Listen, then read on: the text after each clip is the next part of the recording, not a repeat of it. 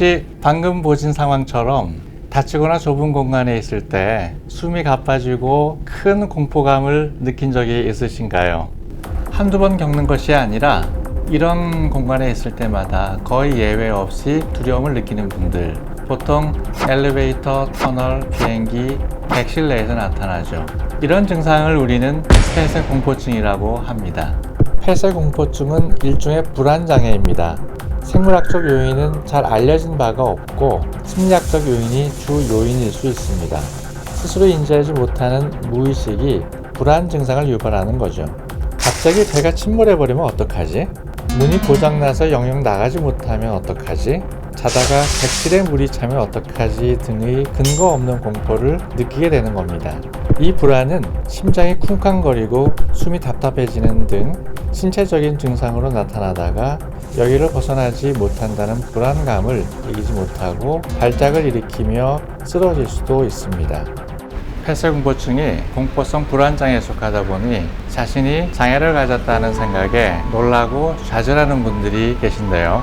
하지만 불안장애, 강박장애, 심한 스트레스에 의한 장애 등 신경증성 스트레스 및 신체형 장애로 인해 치료받은 환자분들이 생각보다 매우 많습니다.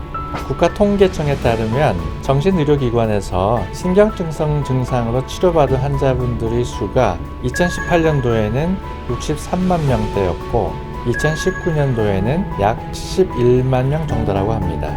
대한민국 국민을 5천만 명이라고 가정하면 100명 중 1.42명꼴이라는 얘기죠. 그만큼 우리 주변에서 쉽게 볼 수 있고 또 누구나 겪을 수 있는 흔한 질병 중 하나일 뿐입니다.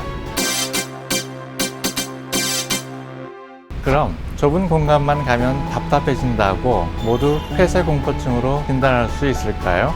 그건 아닙니다. 폐쇄공포증은 임상 증상이 있을 때, 즉 신체적인 질환으로 나타날 때 진단합니다. 또한 밀폐된 공간에 노출되는 상황이라는 전제가 있어야 합니다. 장기적으로 지속되거나 환자의 일상생활에 문제를 끼치면 당연히 치료도 필요합니다. 폐쇄공포증의 치료는 크게 두 가지로 나뉩니다. 하나는 행동치료이고 다른 하나는 약물치료입니다. 행동치료가 보통 가장 좋은 효과를 보이긴 합니다. 가령 밀폐된 공간 내에 갇히는 것에 대해 공포증이 있다면 그 공간의 사진을 보는 것에서 시작해서 큰 공간에 머물러 보고 익숙해지면 작은 공간에도 머무는 등 점점 공포의 강도를 높이는 것입니다. 또는 처음부터 작은 공간에 있으면서 이곳이 안전하고 문제가 없는 장소라는 것을 환자 스스로 인식하도록 합니다.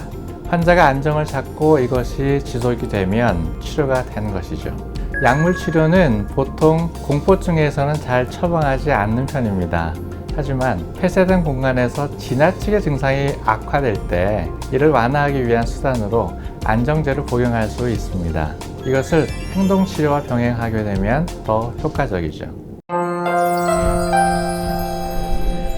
만약 갑작스럽게 폐쇄공포증이 발생하면 어떻게 해야 할까요? 보통 공포증의 증상은 공황발작과 비슷합니다.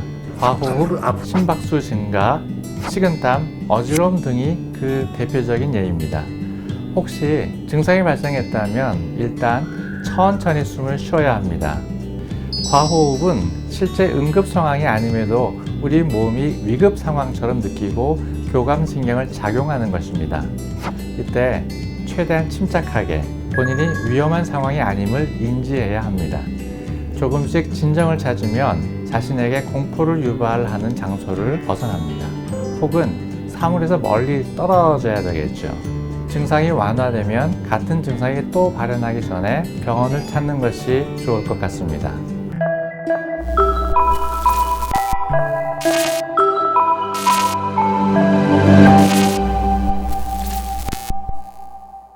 지금까지 폐쇄공포증에 대해 알아봤는데 어떠셨나요?